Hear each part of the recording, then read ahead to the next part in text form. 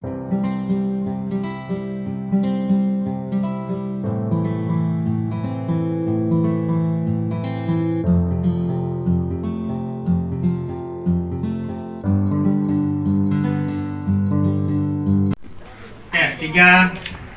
1, kita mulai.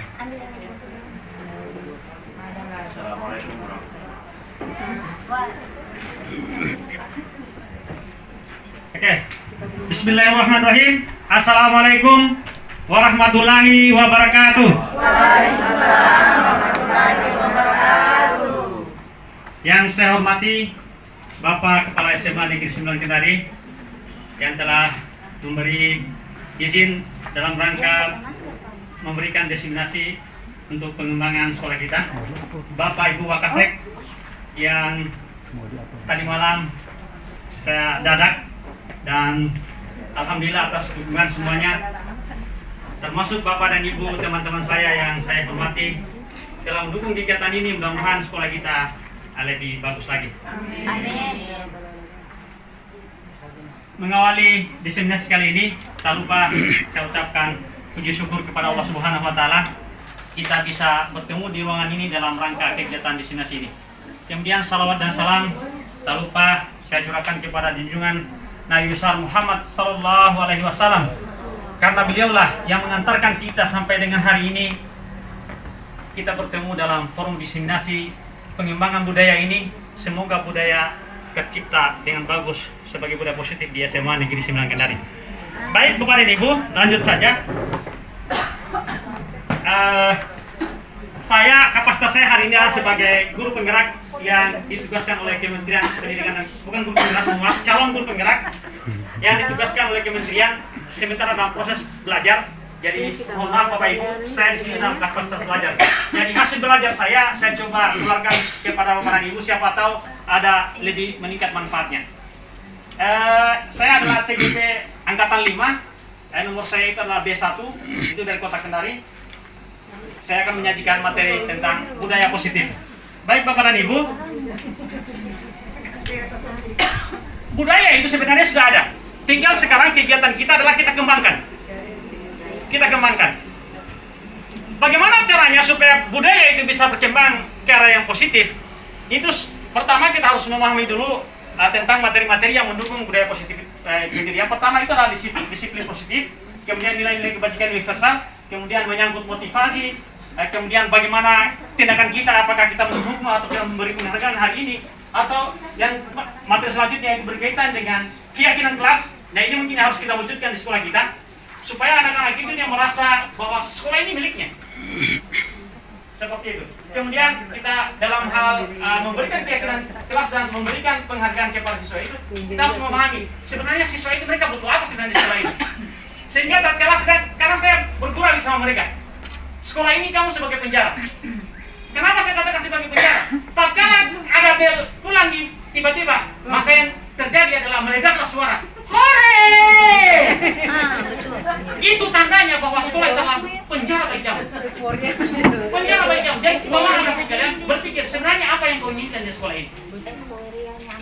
Untuk itu, maka perlu sebenarnya langkah bersama dari kita bentuk keyakinan supaya mereka itu yakin bahwa di sekolah ini sebenarnya ada yang mereka dapatkan. Kemudian yang berikutnya materi pendukungnya juga itu berkaitan dengan ini. Kita harus antar mereka pada dunia yang berkualitas. Bagaimana dunia berkualitas yang sebentar. Kemudian hari ini kita harus memahami posisi kita, posisi kontrol kita sebagai apa kita. Nanti sebentar bagaimana itu proses kontrol. Dan terakhir, hari ini berkembang metode pembinaan. Metode pembinaan itu namanya restitusi. Bagaimana itu model pembinaan itu? Nanti sebentar saya akan baik. Ada pertanyaan. Silakan Bapak Ibu baca. Saya bacakan pertanyaan. Pertama, setujukah Anda dengan pertanyaan berikut? Hukuman dapat mendisiplinkan anak? Tidak. Ada yang angkat tangan mungkin satu orang. Baru silakan. Silakan. Bisa tidak. Ada yang pertanyaan berikut. Hukuman dapat mendisiplinkan anak. Kalau menurut saya, hukuman itu tidak bisa membuat anak sampai jadi disiplin. Lebih bagus kita carikan hal-hal yang positif, atau dia kita kasih masukan-masukan supaya dia bisa berubah. Tapi kalau dia dikasih hukuman, bisa saja dia menantang. Terima kasih. Oke. Sebagai penjawab pertama, saya minta kepada Bapak dan Ibu sebagai penghargaan. Bapak Ibu mengatakan seperti ini. Pak Rudi hebat. Bisa? Oke, dan ini mungkin bisa diterapkan di kelas. Kalau anak-anak yang menjawab bagus, maka kita katakan Anda hebat. Bisa? Oke, kita mulai. 3, 2, 1. Oke, bisa? Dan bisa dikatakan di kelas.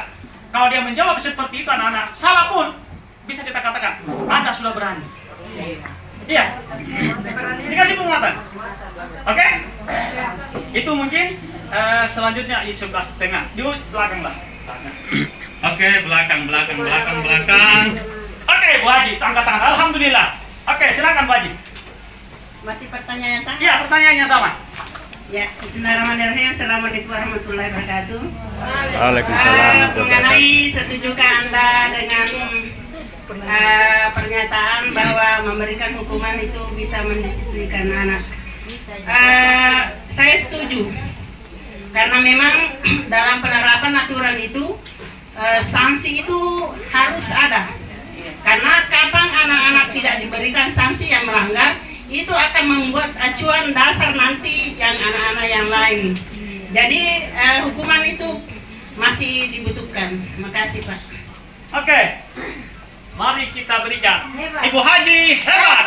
Ibu Haji hebat. Oke, terapkan di kelas. Mohon maaf, bisa ini supaya kalau di jam-jam terakhir bisa hidupkanlah suasananya. Oke? Apapun jawabannya, itu tergantung dari versi kita dan dari pemahaman kita. Tergantung dari versi kita dan pemahaman kita. Kita memahami sesuatu itu seperti apa? Untuk lebih jelasnya nanti sebentar. Pertanyaan kedua, pemberian hukuman dengan hal positif seperti membaca dan menuliskan sekolah dapat meningkatkan disiplin anak. Siapa kira-kira? Ya, Ibu Nuryaman. Oke, bisa kira-kira mendisiplinkan? Silakan. Ya, terima kasih. Menurut saya ya memang kalau untuk mendisiplinkan anak itu setelah kita berikan memberikan pemahaman dulu, setelah itu kita buktikan. Jadi kalau misalnya niat kita untuk membuat dia supaya dia lebih memahami lebih baik dari itu, maka kita harus buktikan apa yang kita sudah katakan. Misalnya kalau kamu terlambat lagi, berarti kamu harus terima hukuman. Maksudnya hukuman itu untuk membuat dia lebih sadar. Oke. Terima kasih. Oke. Terima kasih. Katakan Ibu Nuryaman hebat. Oke, terima kasih. Jadi itu ada dalam bagian materi ini sebentar. Apa yang dibilang oleh apa yang dikatakan Ibu Nuryaman tadi ada bagian dari sini itu. Bahwa bagian dari pembinaan. Tapi apakah pembinaan itu bisa menantangkan budaya positif? Sebentar kita lihat. Oke? Masih ada pertanyaan selanjutnya. Memberikan penghargaan dapat meningkatkan motivasi anak. Siapa ya? Oke, dari ujung sana. Oke, Pak Samsudin. Oke. Silakan. Oke. Silakan supaya. Oke. Ada kasih uang. Kebetulan saya mengantuk jadi. Oke, silakan. Ya oke. Terima kasih banyak. Assalamualaikum warahmatullahi wabarakatuh. Waalaikumsalam warahmatullahi wabarakatuh. Pertanyaannya apa tadi? Memberikan penghargaan dapat meningkatkan motivasi anak. Ya, memberikan penghargaan dapat memberikan motivasi anak. Sebenarnya ini yang harus kita terapkan. Karena kenapa? Ketika kita memberikan tugas anak-anak atau soal, baik itu benar ataupun salah, di sini kita harus memberikan dia motivasi sehingga pada saatnya, ya, ketika dia mendapat motivasi itu, apalagi seperti penghargaan dan sebagainya, ada satu nilai tambah bagi dirinya sendiri untuk bagaimana ketika proses pembelajaran itu lagi, ya, dia semakin aktif di dalam mengikuti pembelajaran itu. Ya. Mungkin itu yang bisa saya berikan masukan. Terima kasih. Oke, kita nyatakan Pak Samsudin hebat. Oke, nanti diterapkan di kelas. Oke, ya apapun jawabannya, itu seperti jawaban saya berikan pertama tadi bahwa tergantung dari cara pandang kita terhadap apa yang kita lihat. Oke, baik, kita lanjut. Oke, sekarang untuk menjawab itu, mari kita lihat ini. Kita simpulkan sendiri jawaban kita. Kita simpulkan sendiri jawaban kita. Kita berada pada posisi mana? Ada namanya sekarang posisi 5 posisi kontrol restitusi. Apa itu restitusi? Restitusi itu adalah memberikan penguatan kepada anak, memotivasi anak, memunculkan dari dalam dirinya tentang apa yang seharusnya dia lakukan. Kalau dia melanggar, sebenarnya dia menyadari bahwa saya melanggar, dan apa yang dia langgar dia sadari. Artinya kita coba memotivasi, memberikan rangsangan kepada dia untuk dia mengenali dirinya bahwa dia lakukan apa yang dia lakukan itu adalah tidak sesuai. Apa yang harus kita lakukan? Kita harus mengenali posisi diri kita. Posisi diri kita sebagai guru. Apakah kita sebagai apa? Kita harus lihat itu. Pertama, posisi kontrol. Posisi kontrol itu ada 5. Ini mungkin sebentar kita lihat kita berada di posisi mana. Pertama, penghukum. Yang kedua, pembuat rasa bersalah. Ini mungkin sering kita lakukan. Setelah saya dapat materi ini, ternyata saya pokoknya berada pada semua level. Jadi sekarang kita simpulkan dirinya kita masing-masing. Kemudian yang kedua, posisi kontrol kita adalah sebagai teman, atau sebagai pemantau, atau mungkin sebagai manajer. Jadi hari ini kita tinggal berpikir bagaimana caranya supaya kita bisa memperbaiki semua dan kita berada pada posisi ini. Kenapa? Dari 5 posisi kontrol ini, ternyata 2 posisi kontrol kalau sering kita lakukan, dan saya juga pernah lakukan, itu ternyata membuat siswa kita tidak beridentitas sukses, tapi beridentitas gagal. Kita menciptakan anak-anak kita menjadi gagal. Kenapa? Yang pertama, menghukum. Kalau kita menghukum anak, ternyata membuat anak-anak itu gagal identitasnya. Kenapa gagal? Kenapa gagal? Ada yang bisa kira-kira kenapa gagal? Tergantung. Dia gagal karena kita membuat dia menjadi pendendam. Membuat dia pendendam. Membuat dia pendendam. Itu pendendam. Tapi perlu diingat, apakah tidak bisa dilakukan? Bisa. Caranya itu yang harus diatur, bagaimana supaya anak-anak tersebut tidak merasa menjadi pendendam. Tapi sangat tidak disarankan sebenarnya untuk dilakukan. Karena kenapa? Bisa jadi meskipun kita pulihkan, tapi dia masih tergores hatinya. Karena orang bijaksana bilang, verbal itu lebih keras daripada tampil 1000 kali. Satu kata verbal lebih keras daripada 1000 kali tampil. Kalau 1000 kali tampil, merah-merah habis itu dia obat sudah habis. Tak verbal sampai dia mati dia ingat-ingat. Itu mungkin. Kemudian itu yang kedua adalah membuat rasa bersalah. Kasihannya. Ini dibuat. Ini kalau guru berceramah menunjukkan kekecewaan mendalam. Saya kecewa sekali kamu dengan kamu nanti. Kau tidak hargai misalnya Pak Guru, saya sudah ajarku, saya sudah kasih kau tugas, kau tidak kerja. Itu ternyata membuat identitas siswa gagal. Kenapa gagal? Karena dia merasa bersalah. Kapan dia merasa bersalah dan tidak bisa diselesaikan masalahnya, maka tidak heran anak tersebut menjadi minder. Bahkan tidak sedikit anak-anak yang tidak mau sekolah. Terutama mungkin anak-anak yang di bawah umur ini. Kalau SMA, saya pernah dapatkan juga saya di waktu di pembinaan saya, perkuliahan saya. Ternyata dia modelnya seperti itu. Dia merasa bahwa saya tidak bisa memenuhi apa yang jadi keinginan guru saya. Ya, itu. Oke, berikutnya posisi yang berikutnya adalah menjadi teman. Menjadi teman juga ternyata menjadi tidak baik. Karena apa? Kalau kita terlalu dekat dengan siswa, ternyata siswa dia tidak mandiri. Dia tidak mandiri. Kenapa dia tidak mandiri? Karena dia merasa bahwa saya bisa kuat kalau ada guru saya. Saya biar celana ditarik-tarik. Iya. Jadi ini juga sangat tidak disarankan. Kemudian ini bisa diterapkan, 3 posisi yang bisa diterapkan. Cuman yang sangat disarankan itu adalah manajer. Kalau pemantau, kita sudah terapkan di SMA 9, sudah berlangsung sampai sekarang ini masih berlangsung. Yaitu penerapan tatib. Kita hanya memantau. Berapa skormu? 10, kurang.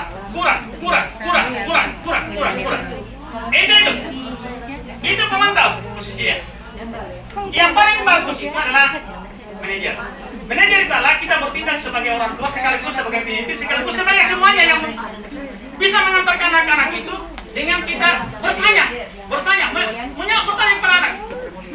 Pertanyaannya adalah kita ajukan, misalnya dia berbuat salah. Nah, saya dengar tadi ada sebentar ada materi tentang restitusi itu. Ada langkah-langkahnya. Mulai dari kita memvalidasi tindakan, jangan langsung kau ini kurang ajar sekali. Karena pada prinsipnya setiap tindakan yang dilakukan oleh manusia itu pasti ada alasannya. Dia ketawa yang merasa. Iya, pasti ada alasannya. Setiap tindakan itu pasti ada alasannya. Kau memang kurang Alasannya kenapa? Itu tergantung dari kebutuhan dia. Tergantung dari kebutuhan dia, apa yang dia butuhkan. Itu alasannya. Jadi mahasiswa mungkin dia melanggar itu. Ada alasan atau motivasi dia kenapa dia melanggar. Cuman karena kadang-kadang kita emosi sehingga kita melupakan hal itu. Tanpa tanya babi bu bebo, langsung tanya, kau kurang ajar sekali. Seharusnya ditanya dulu. Nah, saya dengar informasi, ini verifikasi kesalahan. Saya dengar kamu begini nak. Benar tidak? Ajak dia bercerita, cerita dia. Saya mohon maaf Haji, saya pernah terapkan itu hari waktu ada pimpinan di itu bagian yang pernah saya terapkan sama Cindy. Itu saya hanya katakan, kamu nak sudah paham apa ya? Ya paham. Mengerti dengan apa yang panggilan sini? Mengerti Pak. Apa? Dia ulaskan kembali. Kemudian sempat saya tanya juga itu hari Haji kan penerapan sama Cindy itu saya tanya, kira-kira menurut kamu apa yang kamu langgar? Dia mulai bercerita sendiri. Saya begini. Terakhir kita kan setelah kita tanya keyakinan jadi validasi tindakan, kemudian kita tanya keyakinan kita kuatkan identitasnya, kemudian kita beri keyakinan, kita tanyakan keyakinan apa yang dia langgar dan dia perbaiki. Jadi setelah divalidasi kesalahan tadi, langsung kita tanyakan apa yang harus kau lakukan? Apa yang harus kamu lakukan untuk memperbaiki kesalahan itu? Maka dengan sendirinya dia akan bercerita, kan dia sudah tahu bahwa ternyata dia cerita sendiri saya terlambat lupa, saya gini. Jadi pada solusinya berarti saya harus tidak terlambat lagi. Jadi kita bukan sendiri yang memberikan solusi, tapi dia sendiri yang akan memberikan solusi terhadap apa masalah yang dia berikan. Tinggal kita catat, baru pantau. Melanggar lagi, panggil. Oh ternyata kamu begini Pak. Oh mungkin masalahnya pasti berbeda. Adapun sama, berarti memang dia belum belum sadar sepenuhnya. Kalau sudah 3-4 kali dipanggil, saya yakin karena ini hasil penelitian. Ini hasil penelitian. Ternyata kalau tadi yang mau continue dan kolaborasi. Continue dan kolaborasi. Artinya semua pihak mendukung pada tujuan yang sama. Mendukung pada tujuan yang sama. Kalau satu sudah, ya ini tiga satu, tidak usah yang bodoh. Tidak usah. Kalau bikin saja. Apa yang terjadi di depan kita anak-anak begitu di belakang? Seperti ini. Jadi mungkin harapan saya sebagai guru penggerak di sekolah kita ini mewakili harapan Bapak dan Ibu. Saya pikir mungkin akan seperti itu juga. Saya berharap mudah-mudahan sekolah kita akan semakin lebih bagus kalau kita memang bersama. Intinya kita bersama. Oke, saya lanjut kembali. Ini tindakan-tindakannya. Mengajukan pertanyaan kalau manajer. Kemudian tindakan berikutnya ini, apa yang dilakukan oleh siswa? Diperbuat oleh siswa. Ini guru berkata kamu tidak melakukannya. Jadi hasilnya ini pasti memberontak kalau ini. Pasti memberontak. Siswa yang diberi hukuman pasti dia memberontak. Kemudian kalau yang merasa bersalah itu pasti menyembunyikan kesalahan. Kalau orang yang anak-anak yang sudah merasa bersalah ini dia tidak jadi pas. Itu seperti itu. Oke. Kemudian murid berkata ini kalau penghukum biasanya bilang saya tidak peduli.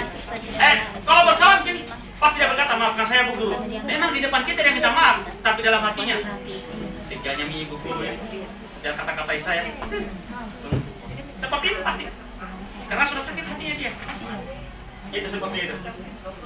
Jadi kalau manajer dengan pertanyaan tadi dia akan begini ya. Bagaimana saya memperbaiki kesalahan saya seperti itu Pak? Nah sini peran guru dibimbing.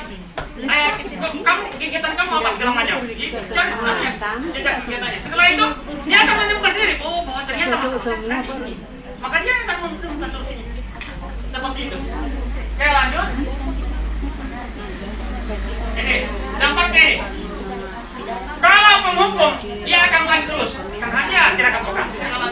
Tidak merasa bersalah ya. Kemudian yang terakhir itu kalau manajer itu pasti dia merasa bahwa saya harus merubah ini karena ternyata saya ini paling tidak bagus. Dia begitu terus.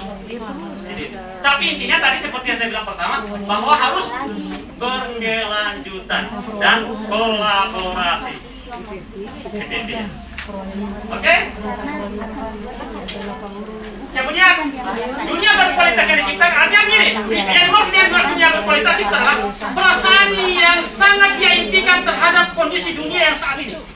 Sangat dia impikan. Jadi yang paling menarik itu adalah murid ini para pendidikan manajer kita nih. Nanti murid dia akan meletakkan dirinya pada dunia berkualitas. Artinya bahwa dia merasa kalau dia kita tanya-tanya seperti itu dia menentukan sendiri solusinya segala macam. Dia merasa bahwa saya ternyata di sini ya meskipun saya bersalah, saya diusaha bagaimana caranya dibina supaya karena dia itu merasa dihargai.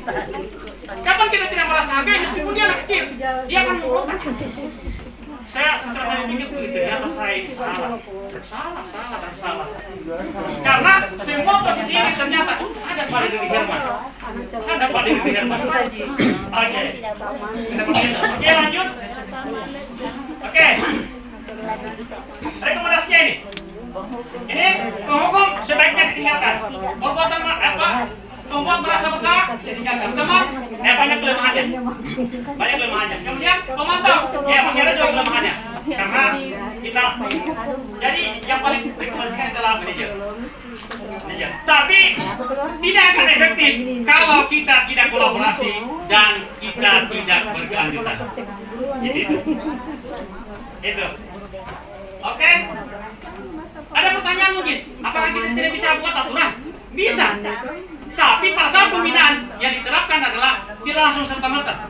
Kau sudah 15 poin, pokoknya kau keluar. Tidak seperti itu. Artinya dicarikan dulu solusinya dengan membuka hatinya dia supaya dia bisa berubah. Nanti pada akhirnya juga aturan itu dia akan bilang sendiri. Saya ternyata saya sudah keluar ini kan begini. Karena dia sudah menyadari dirinya. Tapi kapan kita tidak antar sampai para level itu, dia akan memberontak itu. Oke, lanjut. Alasannya ini, kenapa posisi kontrol penghukum itu harus ditinggalkan? Karena itu akan membentuk identitas gagal. Karena murid itu akan melahirkan pendendam. Dia akan melahirkan pendendam. Kalau posisi kontrol penghukum merasa bersalah, itu muridnya akan minder, bahkan ada depresi. Kemudian posisi kontrol ini apa? Sebagai teman ini siswa itu hanya akan patuh pada satu orang. Kalau tidak ada gurunya itu, dia tidak mau patuh. Iya. Kemudian yang berikutnya, posisi manajer sangat menjelaskan kenapa? Karena ini.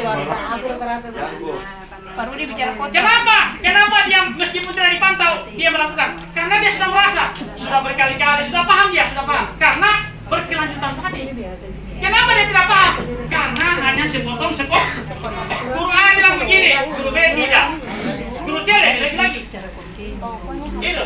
Jadi mungkin saya sepakat dengan apa yang dibilang Pak Rahmat beberapa yang budaya positif seperti salam dan segala macam mari kita budayakan dan semua kita lakukan.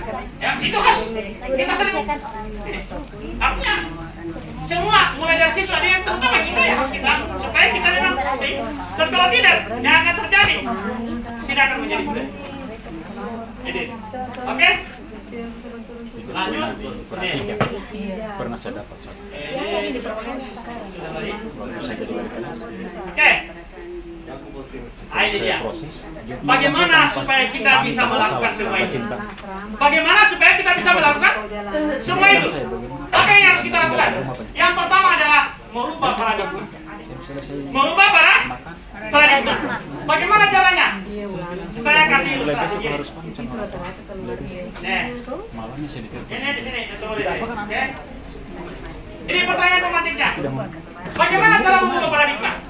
Untuk itu saya ada satu kegiatan saling menyamping. Saling menyamping. Coba kepal tangannya. Satu orang yang kepal tangannya, satu orang yang bertindak untuk membuka. Satu di sampingnya. Halo, di sampingnya. Satu orang kepal tangan, satu orang yang membuka. Oke?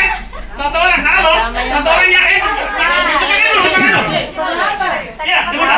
Ya, Jangan nih, oke. itu. Ini saja cewek 2 orang. Bajunya bagaimana? Ya, oke, kepal tangannya coba. Ya, satu orang yang bertindak membuka. Instruksinya begini. Satu orang bertindak membuka tangannya dengan cara apapun, membujuk, merayu, angkat. Kemudian yang menggepal tangannya, dia mengenggam erat-eratnya bahwa yang dia pegang itu adalah sesuatu yang paling berharga dalam hidupnya dan tidak mau dia lepas. Ya, coba kita mulai. 3, 2, 1. Silakan mau ke sini apa? Oke, terserah. Oke. 3, 2, 1. Oke. Oke. Pertanyaan saya. Iya. Pertanyaan saya. Siapa yang memegang kendali terhadap terbuka dan tertutupnya tangannya Ibu Risna? Ya, Pak? Yang membuka, Yang memegang kendali. Kalau kita tuh. Yang memegang kendali atas terbuka dan tertutupnya tangannya. Yang mengapa? Yang memegang sendiri. Oke? Ada jawaban lain? Siapa yang memegang posisi kontrol atas terbuka dan tertutupnya tangan kita? Yang membuka. Siapa?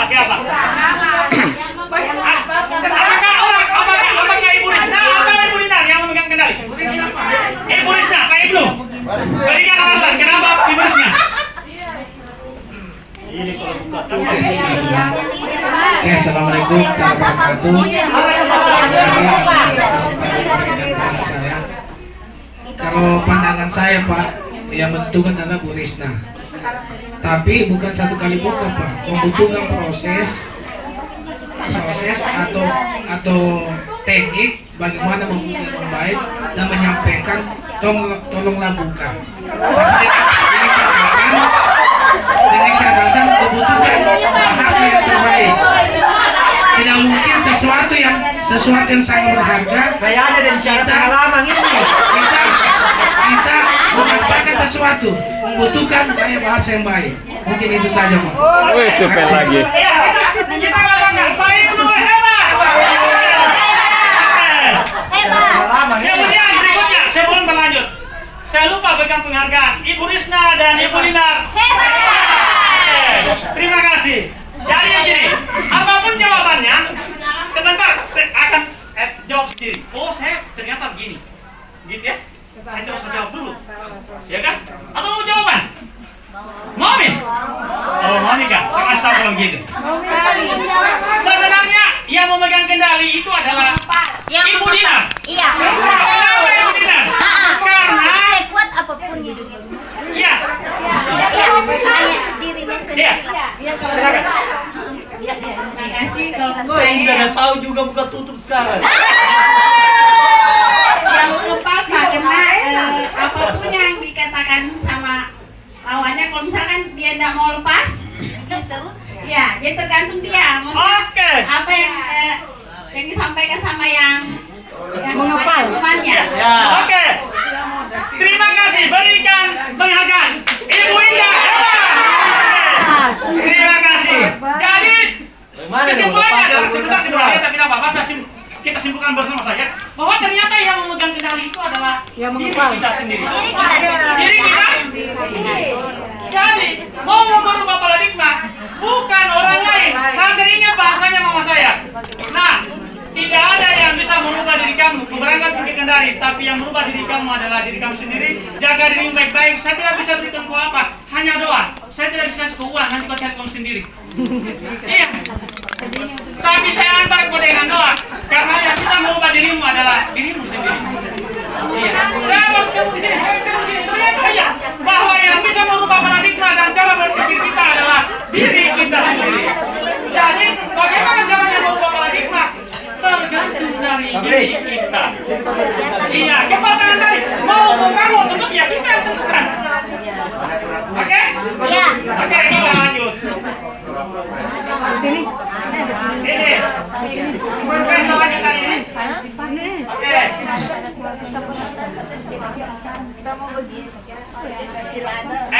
Berkaitan dengan hal ini. Halo Bapak Ibu. Berkaitan dengan hal ini.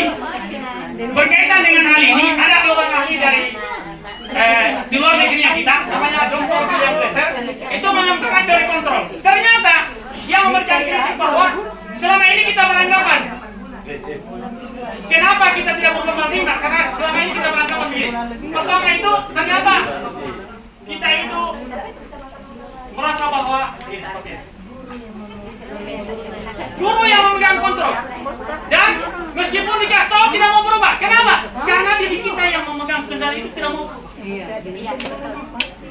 Ternyata itu salah, ilusi. Kenapa dianggap ilusi?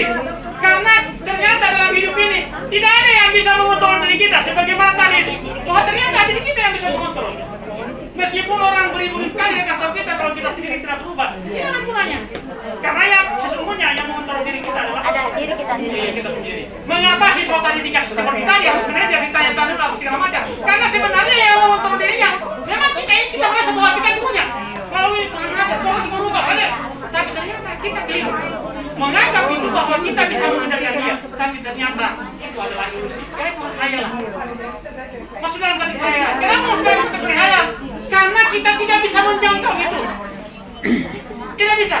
Hanya kita menyadarkan. Saya teringat ada bahasanya Ustaz bahwa Nabi itu dia hanya sebagai mengingat terus mengingat.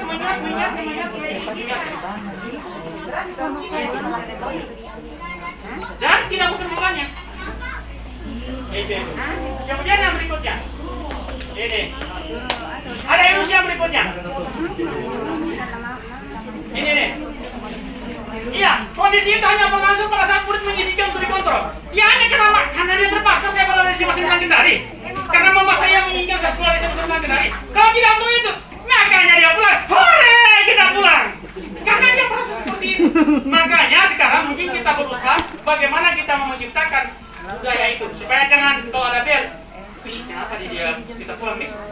Sama di guru itu Pak, coba dikasih libur 1 minggu. Ya mungkin itu karena tadi persoalan nanti berkaitan dengan teori kebutuhan kan? Kebutuhan. Tapi pasal mungkin itu kan materi berkaitan dengan teori kebutuhan. Tapi ini kalau berdasarkan teori kebutuhan, siswa itu kan masih kebutuhan. Ya kan? Kalau kita orang tua, butuhnya itu apa? Referensi dan cari uang. Artinya dulu ada peluang cari uang di luar kan? Gitu kalau diliburkan. Tapi kalau sisa kondisinya saat ini berdasarkan teori, seharusnya dia adalah membutuhkan belajar. Tapi bertolak belakang dengan kenyataan. Pada saat dia masih belajar, kondisi yang tidak enak, kondisi diliburkan sedikit saja langsung berteriak, tidak langsung menyesali. Tidak karena langsung menyesali. Padahal orang tuanya capek-capek dia bayar, tidak menyadari semua. Gurunya mungkin masih mau bersedia mengajar, tapi dia sudah berteriak, guru, sama pulang saya. Sudah waktunya jam, padahal mungkin baru bunyi bel. Ya, bel guru, bel. Baru bunyi bel. Sepertinya gurunya dia tulis. Itu juga masalah. Jadi semua itu bisa mudah-mudahan. Jadi intinya, tapi jauh dari kesimpulan ini bahwa maksudnya sebelum kita menyimpulkan sebenarnya di kesimpulan ini, tapi saya mau berikan saja bahwa semua itu tidak akan terjadi kalau kita terus menerus dan ini akan menjadi budaya. Insyaallah tidak mungkin akan terjadi, tidak akan terjadi. Tapi tidak bisa membutuhkan mie instan, hal yang instan. Artinya hari ini kita berbuat, besok kita lihat nih, berubah misalnya, jangan, tidak ada. Tidak ada, mie instan kan langsung disiram, jangan langsung makan. Tapi kalau ini tidak bisa. Hari ini kita berbuat mungkin Bapak Ibu, saya mungkin sudah menjadi tulang, baru mungkin akan terwujud seperti yang saya inginkan hari ini. Pak Rudi dan semua Bapak Ibu hari ini kita berbuat, mungkin kita sudah menjadi tulang, baru ada hasilnya insya Allah. Tapi kalau kita konsisten, tapi kalau tidak, yang terjadi adalah ya seperti sekarang. Gurunya dia bilang, ya gitu dah. Gitu. Oke. Jadi teori yang selanjutnya, kritik yang berikutnya. Mungkin selama ini kita beranggapan bahwa semua penguatan positif atau bujukan itu akan bermanfaat. Ternyata Tidak juga itu, ilusi. Kenapa dianggap ilusi? Kita hanya buang-buang energi ternyata. Tapi apakah tidak bermanfaat? Bermanfaat, tapi penekanannya dan penempatannya harus tepat. Jangan itu terus. Karena membuat anak tidak sadar juga. Itu. Oke. Jadi berikutnya. Ini. Jadi selama ini mungkin kita beranggapan bahwa kalau kita buat orang yang merasa bersalah, dia akan baik bisa bagi kita dia apa semua. Ternyata anak-anak bukan kita buat dia menjadi lebih baik seperti yang kejadian pertama kali, tapi justru malah ternyata dia malah tambah buruk. Buruknya di mana? Selalu dia ingat-ingat, saya ingin ke buruk, dia depresi, dia apa tidak bisa memenuhi tugasnya apa segala macam. Yang terjadi seperti yang kita alami. Kenapa? Karena begitu. Dia merasa bersalah dan tidak bisa memenuhi keinginan gurunya, sehingga dia ekspresikan di jalan lain. Maka muncul lain. Oke, bagaimana semua ini bisa kita atasi? Ini, lanjut. Ini dia. Sekarang harus kita berpikir bagaimana siswa itu tidak kalah, tapi sama-sama kita menang. Sama-sama kita menang. Selama ini kita ciptakan siswanya kita kalah terus. Kalah terus. Pokoknya kau harus mengikut sama saya karena saya gurumu. Salah. Itu. Kau harus mengikut sama saya karena kamu adalah guru. Kau adalah siswaku. Saya adalah guru. Otoriter yang baik, jangan. Ya makanya itu. Tapi kan anak-anak dia belum paham untuk itu. Bagaimana caranya supaya dia paham? Nilai-nilai keyakinan kelas dan budaya positif inilah yang harus terus disuarakan supaya dia paham. Karena kapan dia tidak paham dengan itu, yang terjadi dia pokoknya kita jalan kiri, dia bilang Pak Guru mohon maaf saya jalan kanan saya tidak mau ikut. Ya, gitu. Jadi ini. Tapi intinya ya kolaborasi dan konsensus. Ada dia. Termasuk kolaborasi antara murid, siswa dengan kita semuanya. Semuanya. Tidak akan berhasil semua tidak. Oke? Sekarang kita bagaimana disiplin? Pandangannya disiplin. Ini semua berkaitan ini. Disiplin. Bagaimana pandangan kita tentang disiplin sebenarnya? Siapa kira-kira ya? Oh, Pak Hasan. Oh ya, Pak Hasan. Oke, Pak Hasan. Bagaimana pandangan Pak Hasan tentang disiplin sebenarnya? Pak Hasan hebat. Hebat. Guru pilihan kita itu kelainan. Saya singkat saja Bu, sebetulnya ini dari materi pertama tadi nanti saya jawab pada waktu diseminasi saya di PPK SMA 9 kelas 12 di PS 2. Unik memang mereka, unik. Sehingga kalau jika saya jawab ini terlalu mayor ini, terlalu apa maju, mayor. Mudah lah gitu. Jadi saya jawab saja secara otentik dengan data faktual ilmiah nanti di diseminasi berkaitan dengan kelas saya. Insya Allah nanti saya akan bilang di pelaporan. Karena saya punya laporan tes asopren di inovasi insya Allah sudah perbaikan ke 10, mudah-mudahan sampai perbaikan ke 12 selesai. Sekarang gitu. Oke. Disiplinnya, tanggapannya tentang disiplin. Sebenarnya seperti apa pandangan pasar tentang disiplin? Kalau saya pengalaman disiplin sebetulnya bisa kita semua ini adalah bagaimana kita merubah diri untuk tetap konsisten dengan apa yang telah kita yakini bersama. Sehingga cukup. Oke, berikan penghargaan Pak Hasan. Terima kasih. Berikan aplaus kepada kita semua. Oke. Jadi ini yang gini. Jadi disiplin. Disiplin. Oke. Disiplin itu berkaitan seperti yang dibilang. Mungkin seperti itulah kurang lebih. Untuk lebih jelas ya, ini dia. Supaya lebih kita paham. Oke ini. Kita lihat dulu. Selama ini mungkin kita melihat bahwa disiplin itu berkaitan dengan kepatuhan. Ternyata itu keliru. Kita, kalau anak-anak dia tidak anut, tidak disiplin. Ternyata disiplin itu sebenarnya bukan hanya sebatas itu, tapi dia bagaimana anak-anak tersebut berupaya terus belajar seperti yang Pak Hasan tadi, bahwa terus memahami dirinya berubah sampai dia menemukan dirinya bahwa saya sebenarnya adalah Herman. Siapa? Iya, seperti itu.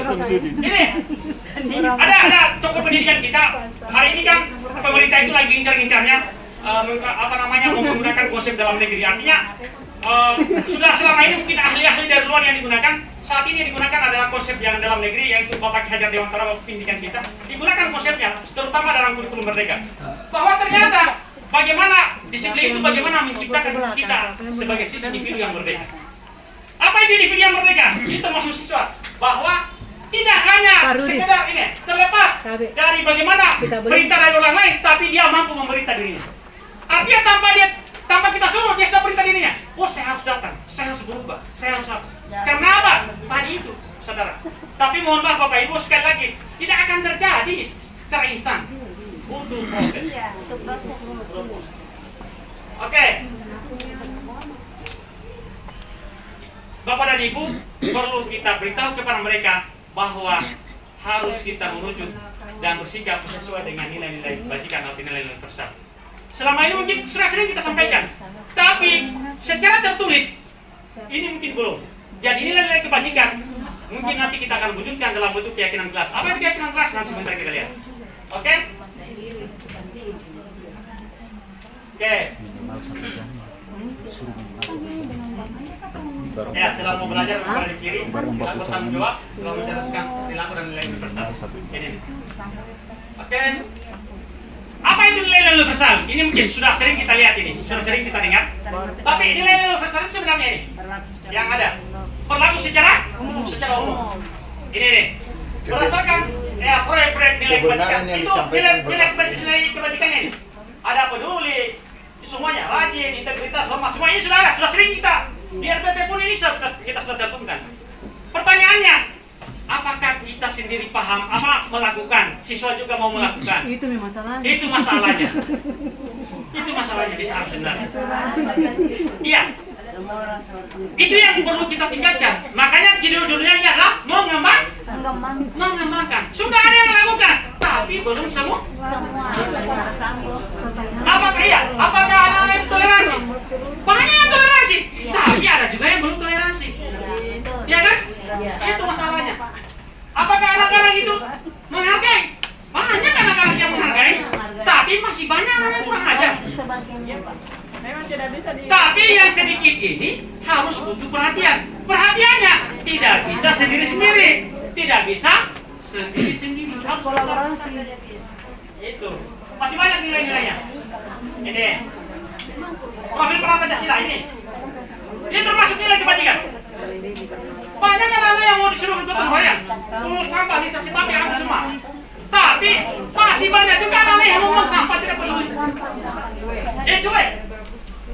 Apakah anak-anak kita tidak ada mandiri? Banyak mandiri. Apakah anak-anak tidak beri? Banyak, tapi yang masih banyak juga yang cuek. Masih banyak juga yang tidak melakukan masalah apa segala macam. Seperti itu. Jadi perlu terus menerus kita mengembangkan. Banyak nilai-nilai kebajikan lagi. Nanti hanya teori saja. Sekarang, bagaimana nilai-nilai kebajikan tersebut? Bagaimana nilai-nilai kebajikan tersebut bisa terwujud dan menjadi keyakinan? Ini yang susah dan harus kita wujudkan. Bagaimana caranya? Supaya menjadi keyakinan kelas. Jadi kalau ada anak-anak yang di dalam kelas, dia lihat uangnya orang, Bang Bang bisa amankan. Kalau dia bukan, siapa yang kehilangan uangnya tadi? Karena sudah yakin bahwa mengambil haknya orang lain itu tidak benar. Saya menuliskan kalimat ini di WA atau di medsos tentang guru saya. Itu saya tidak mau, karena itu melanggar, tidak menghargai diri saya dan menghargai guru saya. Melanggar etika. Iya, melanggar etika. Karena kenapa? Sudah menjadi keyakinan. Tapi pertanyaannya, ini kita bagaimana mewujudkan keyakinan kelas ini? Kemudian pertanyaan pentingnya adalah, mengapa bukan peraturan kelas? Mengapa bukan peraturan kelas? Itu yang mungkin perlu dijawab.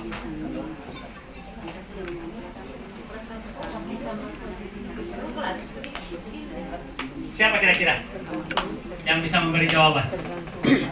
Guru BK kayaknya.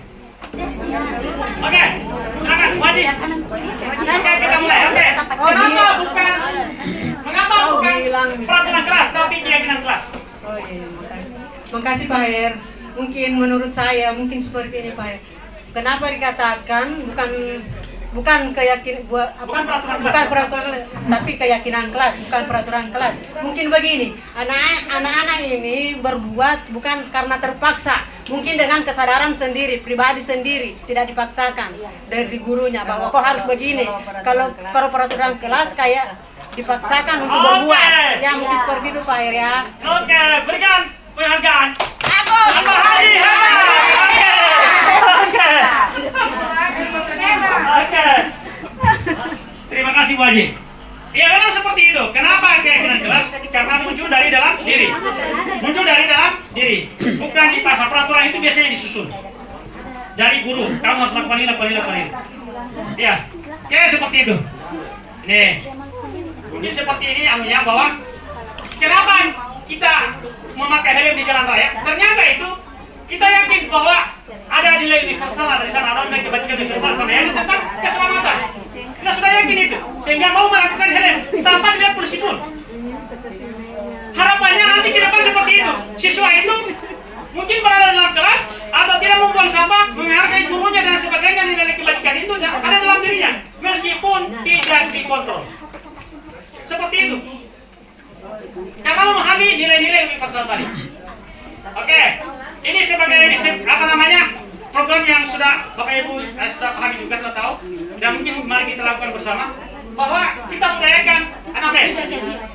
Senyum, sabar, salam, sopan santun dan sedekah itu menjadi karakter SMA 9 Kendari. Kemudian bisa sifat yang itu lihat sampah hasil yang dia sifat pada tempatnya dalam menjadi kerajinan itu benar-benar menjadi karakter siswa SMA Kendari dan semua warga SMA Negeri 9 Kendari. Kemudian termasuk literasi Kamis dan Jumat Seribu menjadi tradisi dan budaya positif yang ada di SMA 9 Kendari. Ini sebenarnya bisa dijadikan slogan Juser. Jumat 1000. Iya. Oke? Tiap Jumat 1000. Oke? Apa manfaat keyakinan kelas ini? Manfaat dari keyakinan kelas ini adalah mampu mengontrol perilaku murid serta semua warga sekolah lainnya. Kenapa? Karena seperti yang dibilang Muhammad tadi, yakin. Sudah yakin. Jadi terkontrol itu. Mungkin orang pakai helm. Orang pakai helm. Kenapa dia pakai helm? Karena dia yakin bahwa itu ada keselamatan. Seperti itu. Meskipun tidak ada polisi, tetap dia pakai. Iya. Iya. Itu namanya kesadaran. Tapi intinya kebiasaan terus berkelanjutan seperti yang saya bilang tadi dan bersama-sama berkolaborasi. Itu supaya bisa ini. Oke? Seperti apa keyakinan kelas? Ini. Dia bersifat abstrak seperti tadi nilai kebajikan itu, misalnya kelas ini saling menghormati. Jadi dia tidak negatif, lakukan ini, lakukan itu, tidak beri perintah atau kalimat negatif.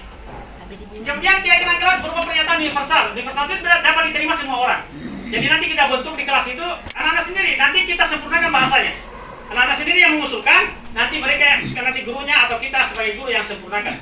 Saya sudah mulai lakukan di kelas-kelas yang saya ajar, tapi saya salah pemahaman awal. Kenapa saya baca di modul, ternyata modul yang saya baca itu adalah modul yang lama, belum direvisi. Itu masih bukan keyakinan kelas, tapi kesepakatan kelas. Saya sudah bentuk itu dari beberapa bulan yang lalu. Dari pertama mengajar, itu hari belum efektif mengajar, masih MPLS, saya sudah melakukan, saya masuk lakukan bentuk kesepakatan kelas. Dan sebentar contohnya ada sini. Kemudian semua warga kelas hendak berkontribusi dalam perbuatan kira-kira melalui curah pendapat. Jadi curah pendapat atau kita gali pendapatnya anak-anak itu, kita minta pendapatnya. Kira-kira menurut kamu apa yang harus dilakukan supaya kelasnya kita bagus? Oh Pak Guru, kita saling menghormati. Oh kita saling seperti apa? Itu seperti itu. Ya, oke.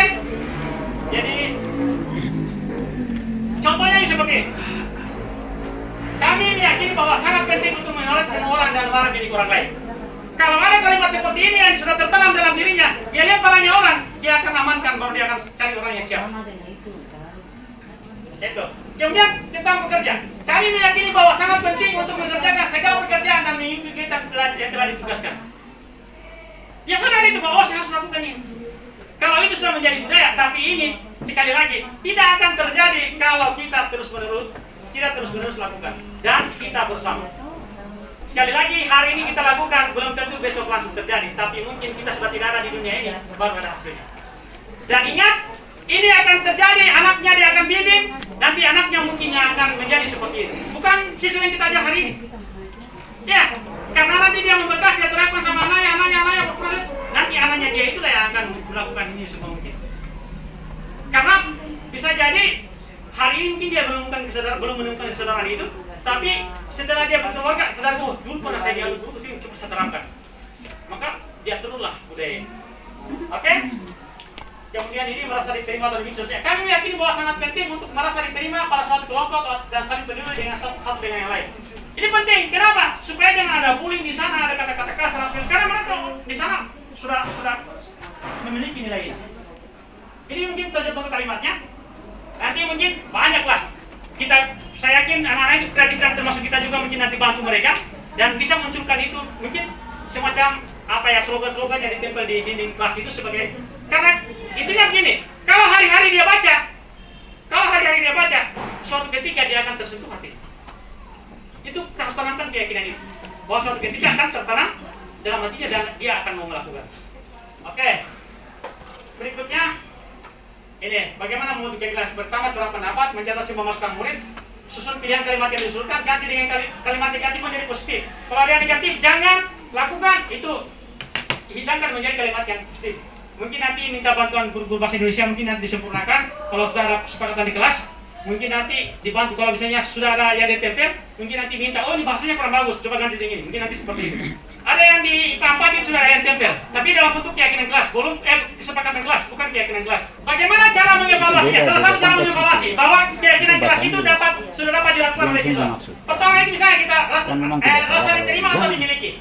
Kita bisa melihat untuk mengevaluasinya itu dapat dilakukan seperti ini. Misalnya tidak tampak, saya mengucilkan teman.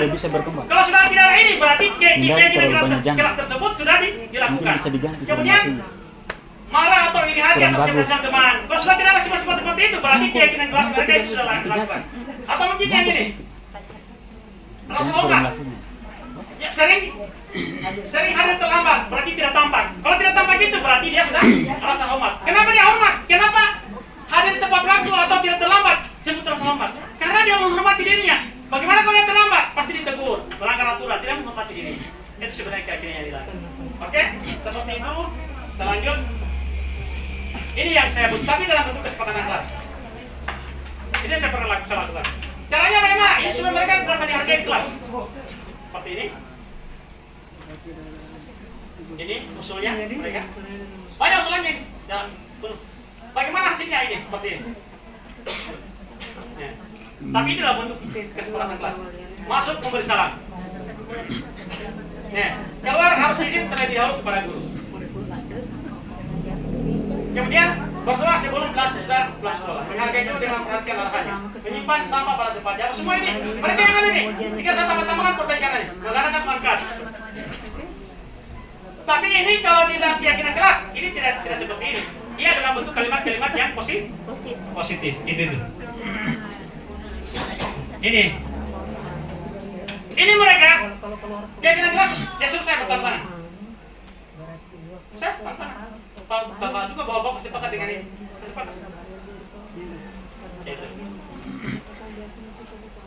Oke? Kesepakatan harus ditingkatkan menjadi keyakinan kelas. Itu ini. Kenapa? Karena ini. Yang paling kecil di sekolah itu atau yang paling sering diterapkan itu adalah yang paling ini adalah peraturan kelas. Peraturan kelas itu paling munculnya itu kalau lama-lama dia akan munculkan keyakinan kelas. Lama-lama dia membentuk lingkungan budaya positif. Nanti kalau keyakinan kelas ini dibentuk, lama-lama terbentuk. Semua kelas mau menjalankan hal yang sama, nanti akan terbentuk namanya lingkungan positif. Semua 9 lingkungan yang menjadi positif. Semua melakukan itu, dimanapun dia berada, tetap dia melakukan itu. Dimanapun dia berada, tetap dia melakukan itu. Terakhir, dia akan tercipta yang namanya budaya positif. Terakhir ini kulit keluarga, dia membungkus semua ini. Dari peraturan kelas naik menjadi keyakinan kelas, menjadi dia membentuk lingkungan dan terakhir budaya positif. Dan tidak akan mungkin terjadi budaya positif kalau kita tidak mulai dari diri kita dan diri anak-anak, mulai dari kelas. Dan harus berkelanjutan. Mungkin itu.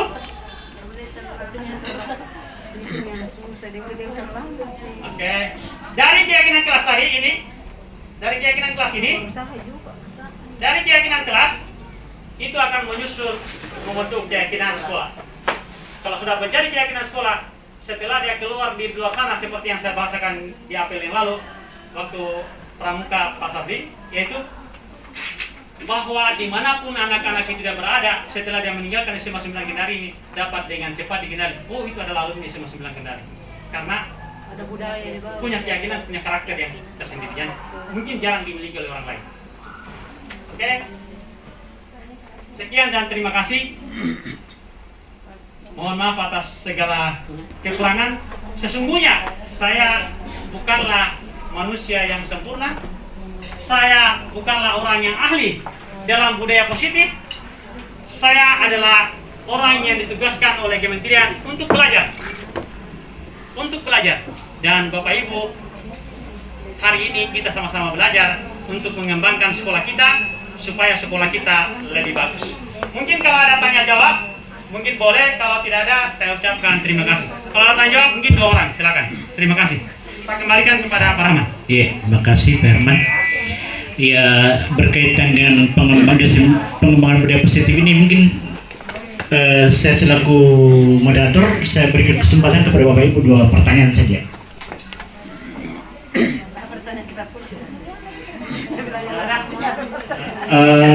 Yang jelas sebagai satu kesimpulan, banyak hal-hal sepele yang positif yang kita budayakan, tetapi kita budayakan itu harus perlu kolaborasi kita semua ya. Kolaborasi dan keberlanjutan ya, itu intinya ya, targetnya. Ya, termasuk kemarin dalam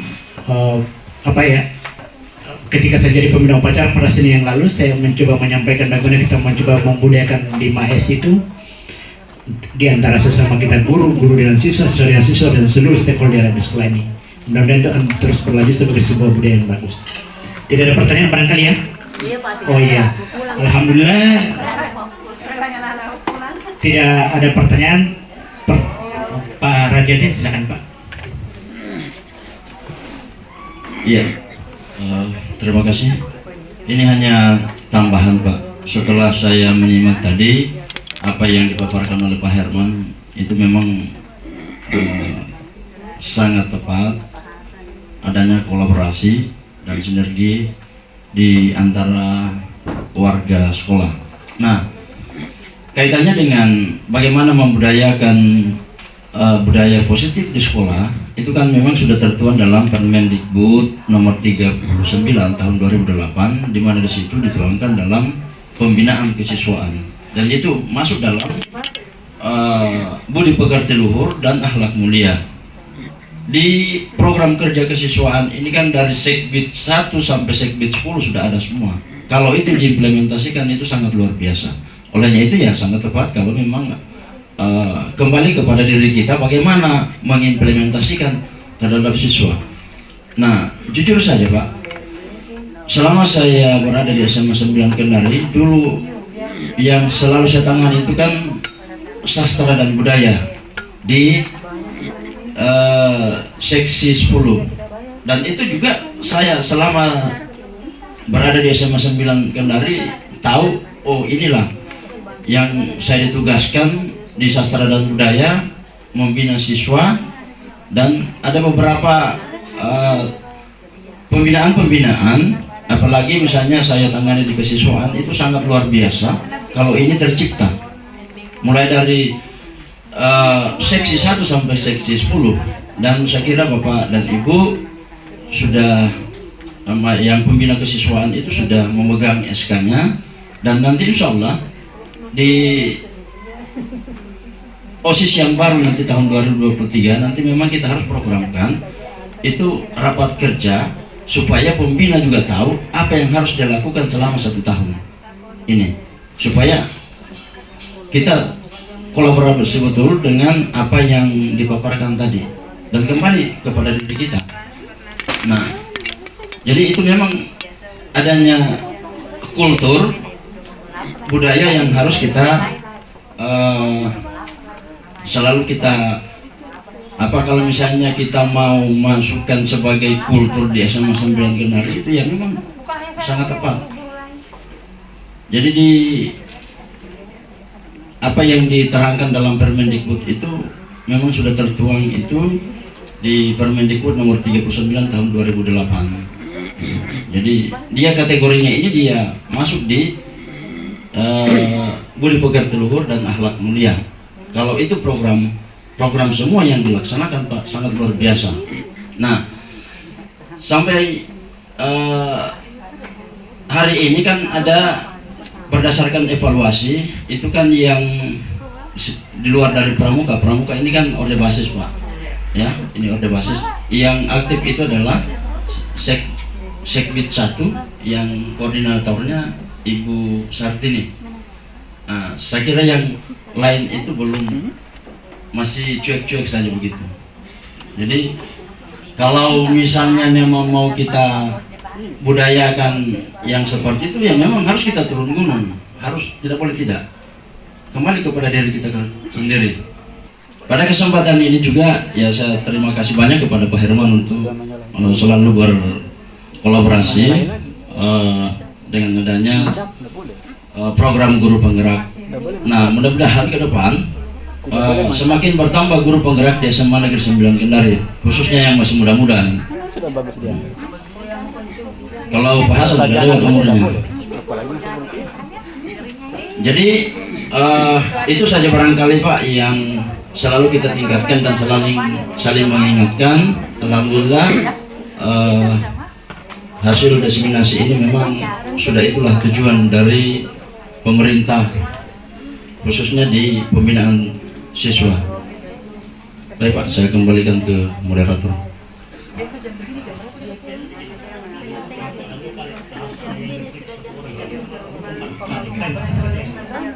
Oh iya, jadi menurut Pak Herman ada yang refleksi, kayak kesimpulan begitu.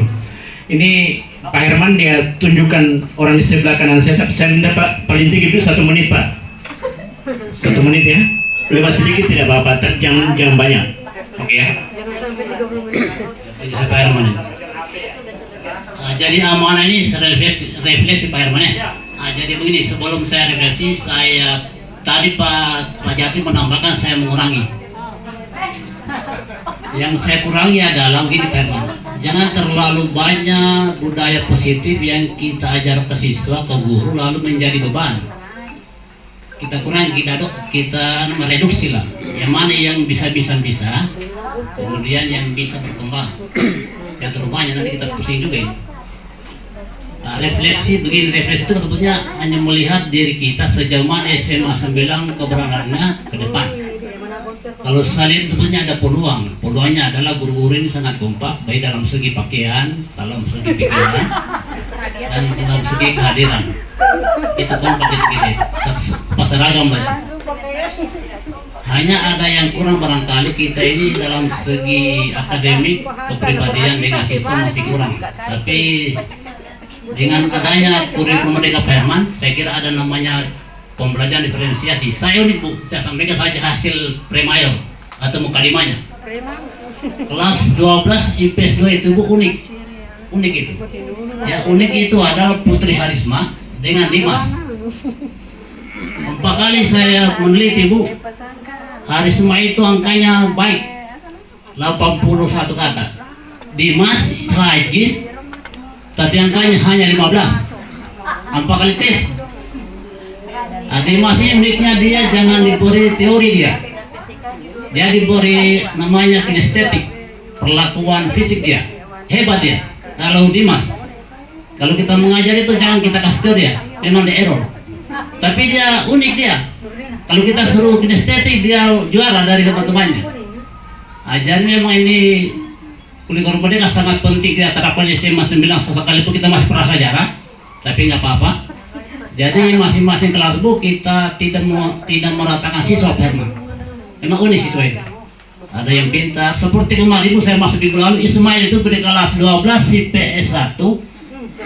Dari pertemuan keberapa Bu tidak pernah bicara. Nanti terakhir baru bicara. Dia malah juara 1. Ismail kelas 12 IPS 1. Saya Bu 8 kali pertemuan Bu tidak pernah bicara. Nanti 9 kalinya dia juara 1. Presentasi hasilnya tentang masalah pembahasan sifat biologi, yang paling pertama dan paling benar namanya Ismail. Jadi itu refleksinya adalah jangan kita tadi Herman, jangan kita samakan semua siswa, kemudian jangan kita bandingkan siswa si A dengan si B, salah besar. Kita bandingkan adalah siswa hari ini dengan hari kemarin, itu cocok. Saya kira demikian Herman. Terima kasih Pak atas refleksi. Baik, Bapak Ibu, kurang lebih 75 menit Pak Herman menjelaskan tentang diseminasi pengembangan budaya positif ini. Dan terima kasih Pak Herman atas hal-hal yang baik yang Bapak sampaikan kepada Bapak dan Ibu Guru, kepada kita semua. Dan semoga apa yang disampaikan tadi menjadi sebuah langkah bagus untuk kita ke depan berkolaborasi dan berkontinu untuk melaksanakan hal-hal yang baik sehingga menjadi sebuah budaya di sekolah kita. Ya, kita berikan dulu aplaus untuk Pak Herman. Iya, Pak Herman. Terima kasih atas segala perhatian. Mohon maaf segala kekurangan. Billahi taufiq wal hidayah. Wassalamualaikum warahmatullahi wabarakatuh.